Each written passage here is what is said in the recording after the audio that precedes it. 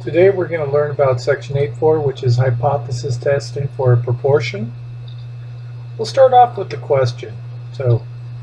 Let's say that Gilligan, who is the owner of the USS Minnow, takes fishermen out to sea each day so that they can fish for sport.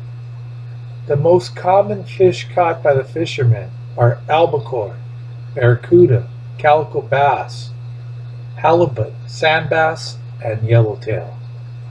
Of these fish, Gilligan loves the taste of yellowtail. Through his years of experience, Gilligan believes that the proportion of yellowtail caught by fishermen on his boat is more than 20% during the summer. He asked his friend the professor for help in testing his claim. The first thing that they do is collect a random sample of fish caught during the summer. And we have documented this sample. It's about 1, 2, 3, 4, 5, 6. Yeah, so it's about 100 fish. So now we're going to set up the claim because Gilligan wants to test this claim. So the professor directs Gilligan to set up the claim and determine the null and alternative hypotheses. He reminds Gilligan that he's now testing for P. So in this section we will be testing for the population proportion, which represents all yellowtail caught by fishermen on his ship during the summer. So to determine the claim, Gilligan's claim is that the proportion is greater than 20%. That's the claim. So that'll be an H sub 1. H naught is P equal to 20%. H naught always has equality. So Gilligan, who doesn't want to embarrass himself in front of the professor, secretly whispers to you, what is a proportion? You answer, it is part of a whole. So proportion is part of a whole.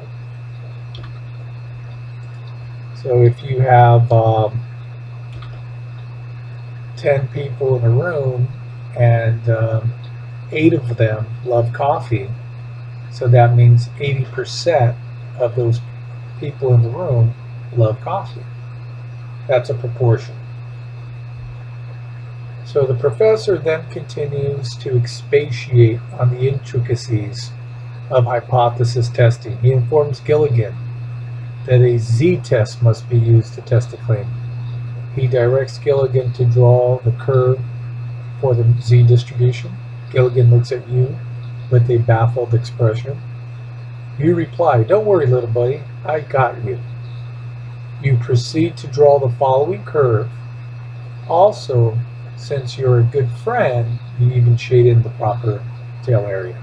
So whenever we have to, anytime we're testing for proportions, we're using a z-test, not a t-test. And we always look at H sub 1, and if you notice, the inequality is pointing in the right direction, so thus it's a right-tailed test.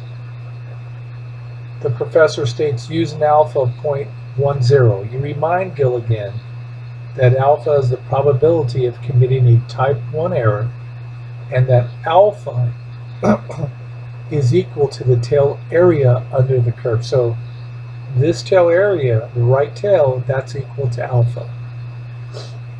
Also, you quickly grab the nearest stats table and help Gilligan find the critical value. So let's go ahead and demonstrate how we do this. Remember, we will search out the critical value in table F. It's a one-tail test. Alpha is 0.10. So the z value is at the very bottom, 1.28. So that's how we come up with the critical value of 1.28. Now the professor asks Gilligan to compute the point statistic for the sample. He writes the following on the board and asks what each part means. Well, X is the number of yellowtail in the sample. So if we went back to our sample and we counted all the yellowtail, that would be 26 yellowtail. The sample size is N, that's 100. So the proportion of the sample proportion of yellowtail is 26 out of 100.26. Next, the professor writes down the test point formula on the board and tells Gilligan to compute Z. Gilligan takes off his bucket hat and begins to scratch his head in frustration. This is our formula. Z is equal to the difference between the sample proportion and the population proportion, divided by the square root of population proportion and the population proportion that the fish is not yellowtail, that's Q. That Q is always 1 minus P divided by N, sample size. So we just kind of go over it. P sample proportion, we computed it to be 0.26 or 26%. Population proportion is 20%. Q, the population proportion of non-yellowtail fish. Remember, it's 1 minus 0.2, 0.8. N is your sample size, it's 100. We would punch all this information into the formula, and the result for Z is 1.50. Gilligan exclaims, "Gee willikers, you're super good at stats." He then asks you, what do you do with the test point? You remind him that it is used to determine if H0 is rejected or not. So we always compare the test point to our critical value of 1.28. So the value would be 1.28 here. 1.5 would fall in the critical region. Thus, we will reject H0, right, because it falls in the critical region. Finally, we summarize that there is enough evidence to support the claim. Afterwards, all three of them have a nice dinner of yellowtail and vegetables by the sea. All right, so let's just review our process. Step 1, state the claim, determine H0 and H sub 1. Step 2, draw the standard normal distribution, shade in the proper number of tails. Step 3, compute the test point. This is our formula. You make your decision. The decision is always either to reject H0 or to not reject H0. And then 5, we summarize the results.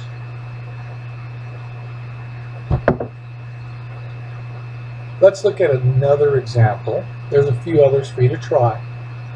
Our next example is this one here. It says a doctor would like to test a claim that more than 70% of people walking on the street are wearing a facial mask. He surveys 29 random people and determines that 24 of them is wearing a mask. Test the doctor's claim using a level of significance, that's a code word for alpha, of 0.01. So we state our claim, more than 70%, P is greater than 70%, that's the claim. H0 is P equal to 70%. So we have our two hypotheses. We draw the standard normal distribution. Once again, inequality is the direction is towards the right, so it's a right tail. We use alpha to look up our critical value. So let's do that. So the alpha is 0.01, and it's a one-tail test. So we go all the way down to the very last row in that column, 2.33.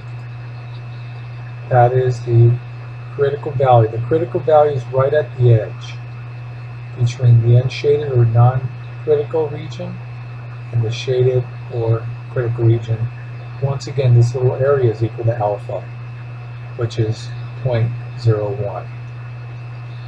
Now we compute the sample proportion and test point. Well, 24 out of 29 people wearing a facial mask. We round the three place values, 0.828. P comes from our H naught, 0.7. 1 minus 0.7 is 0.3. We take this information and we plug it into our formula. I always just directly calculate this by subtracting the numerator, dividing, put parentheses around the numerator, put parentheses inside of your radical when you divide, and in this case we're going to get 1.50. 1.50 falls short of the critical region. It's in a non-critical region. 1.5 is right here. It doesn't fall into this critical region. Thus we say to not reject H naught. And then we summarize. And I did provide a flowchart in the previous video too, so that it helps guide you in summarizing your results. And we just say there is not enough evidence to support the claim. And that is section 8.4.